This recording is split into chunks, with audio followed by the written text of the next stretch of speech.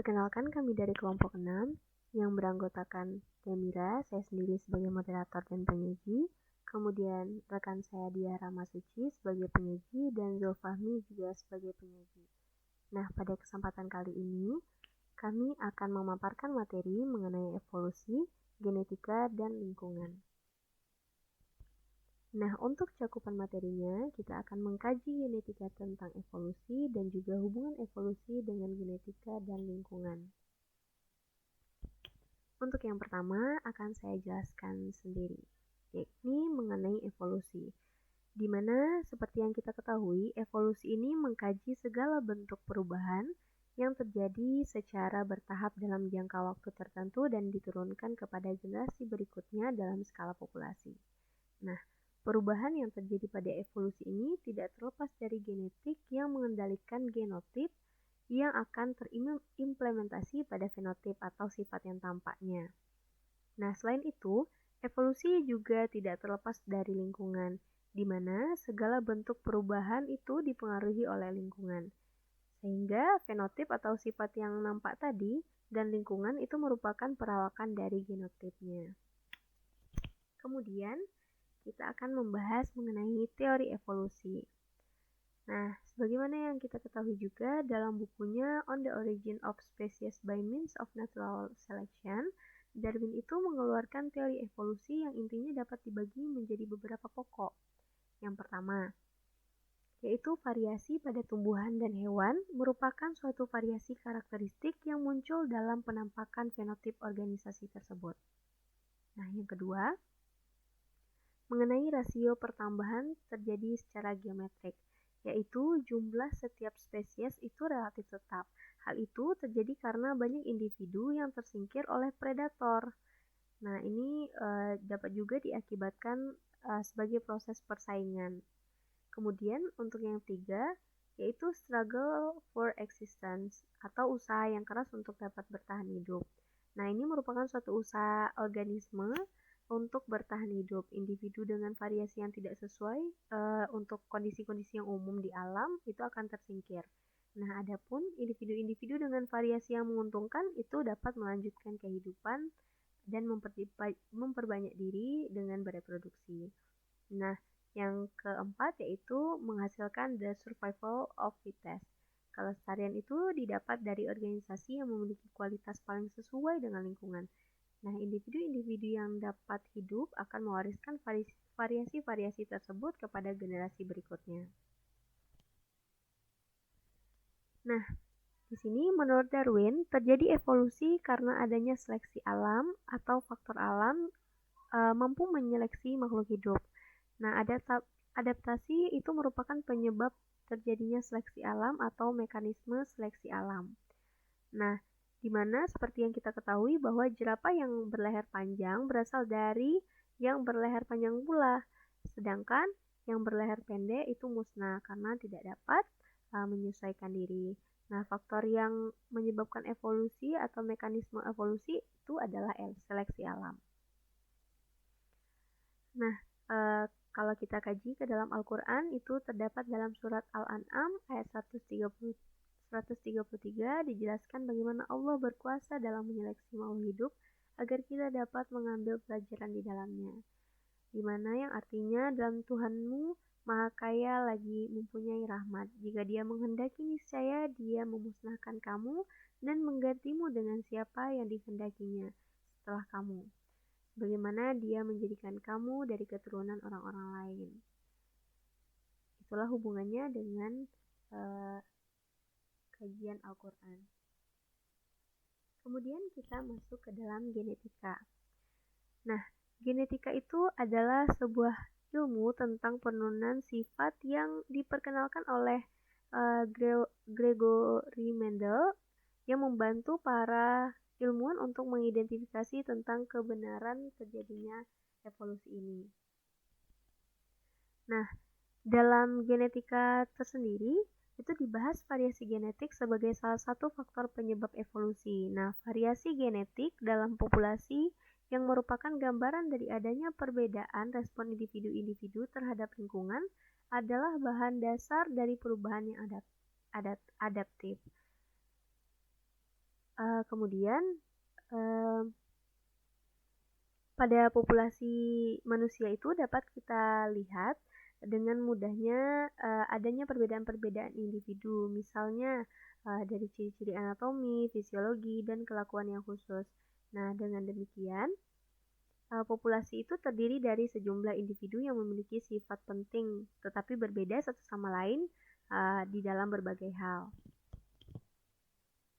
Nah, kemudian ada pertanyaan di sini. Bagaimana hubungan evolusi di antara spesies itu dapat kita ketahui? Nah, hubungan evolusi di antara spesies itu dicerminkan dalam DNA dan proteinnya. Nah, jika dua spesies memiliki pustaka gen dan protein dengan urutan monomer yang sangat bersesuaian atau cocok, urutan itu pasti disalin dari nenek moyang yang sama juga. Nah, sama halnya jika diibaratkan sebagai dua paragraf dengan panjang yang sama meskipun ada pergantian satu atau dua huruf di beberapa tempat, itu tentunya kita akan mengatakan bahwa paragraf itu berasal dari satu sumber yang sama.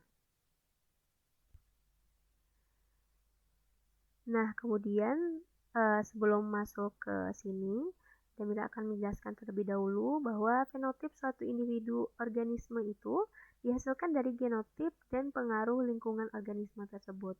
Nah, variasi fenotip yang substansial pada sebuah populasi itu diakibatkan oleh perbedaan genotipnya. Nah, sintesis evolusioner modern mendefinisikan evolusi sebagai perubahan dari waktu ke waktu pada variasi genetika ini. Nah, frekuensi alel tertentu akan berfluktuasi menjadi lebih umum atau kurang umum relatif terhadap bentuk lain gen itu. Nah, gaya dorong evolusioner itu bekerja dengan mendorong perubahan pada frekuensi alel ini ke satu arah atau lainnya. Variasi ini menghilang ketika sebuah alel mencapai titik fiksasinya, yakni ketika ia menghilang dari suatu populasi ataupun ia telah menggantikan keseluruhan alel dari nenek moyang atau leluhurnya. Nah, variasi itu berasal dari mutasi bahan genetika, migrasi antar populasi atau aliran gen, dan perubahan susunan gen melalui reproduksi seksual.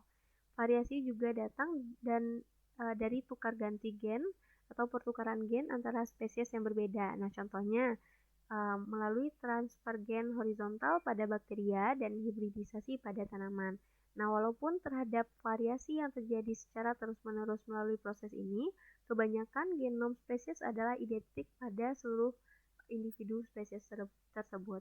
Namun, perubahan kecil pada genotip itu dapat mengakibatkan perubahan yang dramatis pada fenotipnya. Jadi, sangat berpengaruh. Misalnya, simpanse dan manusia hanya berbeda pada 5% genomnya. Namun, sangat berpengaruh seperti yang dapat kita lihat kan. Nah, sebelum masuk ke sini juga, Damira akan menjelaskan bahwa tadi perbedaan-perbedaan tersebut kita lihat dengan nyata, dapat pula dengan samar-samar. Dengan demikian, jika terjadi suatu seleksi yang menentang beberapa varian dan seleksi menguntungkan untuk varian lain di dalam suatu populasi, maka komposisi kesehatan dari populasi itu dapat berubah seiring berjalannya waktu. Nah, secara umum, variasi genetik itu dapat dibedakan menjadi 5 penyebab atau agensia evolutifnya. Yang pertama yaitu mutasi, yang kedua rekombinasi, kemudian yang ketiga ada genetic drift, kemudian ada gen flow dan juga seleksi alam. Nah, Damira akan menjelaskannya satu persatu. Untuk mutasi, seperti yang kita ketahui bahwa mutasi ini adalah perubahan dalam susunan DNA suatu organisme. Perubahan susunan DNA yang terjadi pada gamet itu akan merubah gen pool populasi dengan menggantinya dengan alel yang mengalami mutasi. Misalnya, mutasi yang disebabkan oleh perubahan warna bunga putih yang disebabkan oleh alel A kecil menjadi alel dominan A besar yang berwarna merah. Itu akan menyebabkan penurunan frekuensi alel A kecil menurun dan meningkatkan frekuensi alel A besarnya. Jadi didominasi. Nah, perubahan frekuensi alel karena mutasi itu seringkali baru nampak setelah beberapa generasi atau bahkan ratusan generasi. Jadi ada juga yang terjadi tidak secara langsung seperti itu. Jadi ada yang baru nampak setelah banyak generasi setelahnya, terutama kalau mutasi itu terjadi dari alel dominan menjadi resesif. Nah, peningkatan frekuensi alel karena mutasi itu baru nampak nyata kalau individu dengan alel tersebut mempunyai keturunan yang banyak. Nah, adanya seleksi alam atau karena genetic drift yang selanjutnya akan kita bahas juga. Nah, yang kedua, agensi evolutifnya yaitu rekombinasi gen. Nah, rekombinasi gen ini adalah pembentukan susunan gen baru dengan jalan pemindahan segmen DNA dari satu sel ke sel yang lain yang mampu bereplikasi, ditranskripsi, dan ditranslasi. Kemudian rekombinasi ini dapat terjadi secara alamiah dan dapat dibuat atau direkayasa juga. Kemudian yang ketiga ada genetic drift. Nah, genetic drift ini merupakan perubahan dalam gen pool karena suatu kejadian yang menyebabkan frekuensi alel dalam populasi tersebut mengalami perubahan. Nah, seperti itu. Kemudian ada juga gen flow yang keempat, agensia evolutifnya. Nah, gen flow ini di mana di dalam suatu populasi itu mempunyai kemungkinan untuk masuknya alel atau kehilangan alel karena gen flow atau aliran gennya. Pertukaran gametik karena migrasi dari individual yang fertil atau gamet antar populasi. Nah, gen flow ini juga seringkali mengeliminasi perbedaan yang ada antar populasi yang berdekatan, yang seringkali dapat menjadi satu populasi yang mempunyai kesamaan dari struktur genetiknya. Kemudian yang terakhir ada seleksi alam. Nah, seperti yang kita ketahui bahwa menurut hukumnya Eddie Weinberg, seluruh individu di dalam populasi itu mempunyai kemampuan yang sama untuk hidup dan menghasilkan keturunan yang mempunyai kemampuan hidup dan fertil. Tetapi kenyataannya di dalam populasi itu kan terdapat keanekaragaman dan di antara varian-varian tersebut ada juga yang mempunyai keturunan lebih banyak daripada yang lainnya. Nah, perbedaan ini karena adanya seleksi alam, adanya sifat-sifat khusus yang menyebabkan tidak mengalami seleksi alam. Nah, sekian penjelasan materi dari Damira. Selanjutnya akan dilanjutkan oleh rekan saya yaitu Diah Ramasuci. Baiklah, saya akan menjelaskan materi selanjutnya yaitu mengenai lingkungan. Dalam teori evolusi Darwin, hal yang sangat berpengaruh dalam evolusi adalah seleksi alam yang secara tidak langsung berhubungan dengan lingkungan. Lingkungan sebagai tempat hidup mempengaruhi frekuensi suatu sifat yang dapat diturunkan dalam populasinya. Nah, seleksi alam adalah keberhasilan yang berbeda dalam reproduksi atau kemampuan individu yang tidak sama untuk bertahan hidup dan bereproduksi. Seleksi alam terjadi melalui suatu interaksi antara lingkungan dan keanekaragaman yang melekat di antara individu organisme yang menyusun suatu reproduksi. Nah, selanjutnya evolusi dan genetika. Dengan ditemukan prinsip-prinsip genetika, maka evolusi menemukan dasarnya yang dulu mungkin belum tepat. Dengan ditemukannya prinsip berpasang-pasangan secara bebas oleh Mendel, interaksi gen oleh Bateson, dan lain-lain, pola hereditas oleh Sutton, maka terjadinya variasi di antara individu di dalam suatu kelompok organisme dapat diketahui mekanismenya. Dengan ditemukannya bahwa organisme dapat mengalami mutasi oleh De Vries dan lain-lain, maka terjadinya variasi yang semakin nyata. Begitu juga dengan teori mutasi ini. De Vries dapat membedakan mana variasi yang timbul karena perbedaan faktor lingkungan dan mana variasi yang timbul karena perbedaan susunan faktor genetika. Seterusnya, diketahui pula mana variasi genetis yang berperan di dalam evolusi, atau lebih khusus dikatakan, mana variasi genetika itu yang akan dikenai oleh seleksi alam. Dengan melihat mekanisme seleksi alam terhadap individu yang memiliki faktor genetis tertentu yang sesuai dengan alam, lingkungan, Weismann tahun 1834 sampai 1914 memberi batasan terhadap evolusi sebagai gejala seleksi alam terhadap faktor genetika. Dengan ditemukan hukum perbandingan komposisi genetis populasi oleh Hardy Weinberg pada tahun 1908, maka dapat pula diketahui bahwa perbandingan genetis dalam populasi dapat berubah dari generasi ke generasi. Selanjutnya, dengan diketahui prinsip perubahan perbandingan genetis di dalam populasi ini, orang menyusun teori evolusi modern yang menjelaskan bahwa evolusi adalah perubahan komposisi genetis dalam populasi. Dengan penemuan dalam bidang genetis modern, orang telah mengetahui bahwa substansi hereditas itu adalah asam deoksiribosonukleat atau DNA yang terdiri dari satuan-satuan yang sama, yaitu nukleotida. Seleksi buatan merupakan suatu aplikasi genetika dalam rangka memperoleh jenis-jenis tanaman dan hewan-hewan yang lebih unggul. Selanjutnya, lingkungan dan genetika. Dulu, orang menganggap bahwa perubahan yang terjadi pada sel-sel tubuh makhluk hidup akibat perubahan lingkungan diturunkan kepada generasi berikutnya. Nah, berikutnya orang yang membuktikan bahwa perubahan yang terjadi pada sel-sel somatis tidak diturunkan kepada generasi berikutnya. Dengan ditemukan peristiwa mutasi, dapatlah diketahui bahwa perubahan yang diturunkan itu adalah perubahan yang terjadi pada sel-sel gamet, bukan pada sel-sel somatis. Sifat-sifat individu yang tampak ini adalah hasil pengaruh interaksi antara faktor lingkungan dan faktor genetik. Baiklah, sekian materi dari saya.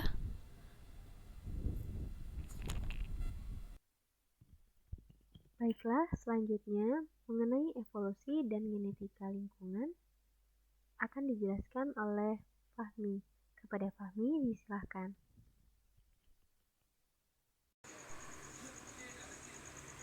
Baik, pada bagian selanjutnya akan saya jelaskan, yaitu bagian G dengan judulnya evolusi dan genetika lingkungan. Evolusi dan genetika lingkungan ini juga berkaitan dengan bagaimana adaptasi makhluk hidup terhadap lingkungannya. Adaptasi merupakan salah satu gejala hidup di mana makhluk hidup menyesuaikan diri terhadap lingkungan. Sedangkan makhluk hidup yang sekarang merupakan makhluk hidup yang berhasil beradaptasi dengan lingkungan dan perubahannya. Nah, adaptasi ini ada juga beberapa beberapa ahli menyatakan. Yang pertama, menurut Lamarck, pada bagan yang tersedia ini, pertama, populasi organisme dalam lingkungan yang sesuai, kemudian turun dengan populasi organisme baru sesuai dengan lingkungan, kemudian turun lagi populasi organisme yang jauh menyimpang dari moyangnya. Hal ini bisa kita lihat pada hal ini maksudnya adalah yang pertama, populasi organisme dalam sesuai lingkungan, artinya awal mula suatu organisme yang hidup di satu lingkungan, yang kemudian nanti terjadi perubahan lingkungan yang secara terus menerus sehingga terjadi membuat atau terbentuknya populasi baru dengan sesuai dengan lingkungan yang terus berevolusi seperti itu, sehingga akhirnya dengan terjadi terus menerus, ya akhirnya populasi dari organisme yang pertama itu sampai kepada organisme yang terakhir itu sangat menyimpang dari nenek moyangnya yang pertama. Itu adaptasi menurut Lamarck. Kemudian menurut Darwin, populasi organisme itu terbagi menjadi dua. Yang pertama, berdasarkan bervariasi, seperti populasi organisme itu bervariasi. Pertama, variasi yang tak dapat beradaptasi dengan lingkungan akan musnah, dan variasi yang dapat beradaptasi dengan lingkungan itu akan tetap ada, atau dia juga akan bervariasi terus. Nah, ini sama halnya dengan dari prinsip Darwin yang mengatakan bahwa jerapah itu berasal dari terbagi dengan jerapah yang lehernya panjang dan lehernya pendek. Yang pendek akan tidak dapat beradaptasi dengan lingkungan, akhirnya dia punah. Sedangkan yang panjang dia mampu beradaptasi dan akhirnya dia tetap ada sampai sekarang.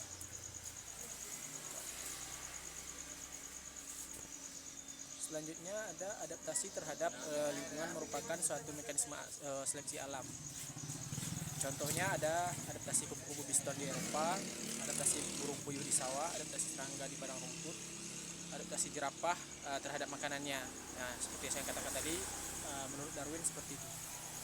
Kemudian seleksi alam merupakan faktor pengarah terhadap berkembangnya makhluk hidup yang sesuai dengan alam lingkungannya. Contoh, bagaimana peranan penggunaan bermacam-macam obat-obatan terhadap berkembangnya makhluk hidup yang tahan terhadap obat-obatan tersebut.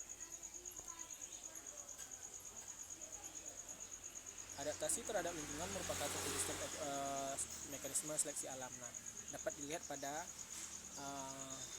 segitiga yang telah saya siapkan pada buku. Evolusi timbal balik dengan lingkungan, lingkungan timbal balik dengan genetika, genetika timbal balik dengan evolusi.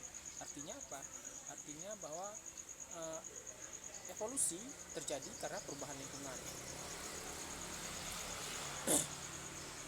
Akibatnya lingkungan akan mendapatkan organisme baru hasil dari evolusi seperti itu. Kemudian lingkungan timbal balik dengan genetika. Lingkungan ke genetika ke lingkungan. Dari hasil lingkungan mendapatkan organisme baru, otomatis perubahan yang terjadi pada organisme yang berhasil beradaptasi dengan lingkungannya akan mendapatkan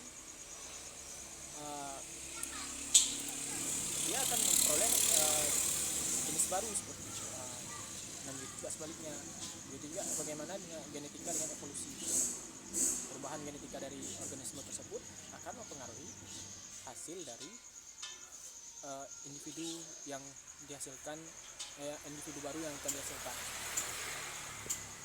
Sekian yang dapat saya sampaikan. Terima kasih. Baiklah, sekian presentasi dari kami kelompok 6. Mohon maaf atas segala kekurangan dan terima kasih atas segala perhatian. Wabillahi taufiq wal hidayah. Wassalamualaikum warahmatullahi wabarakatuh.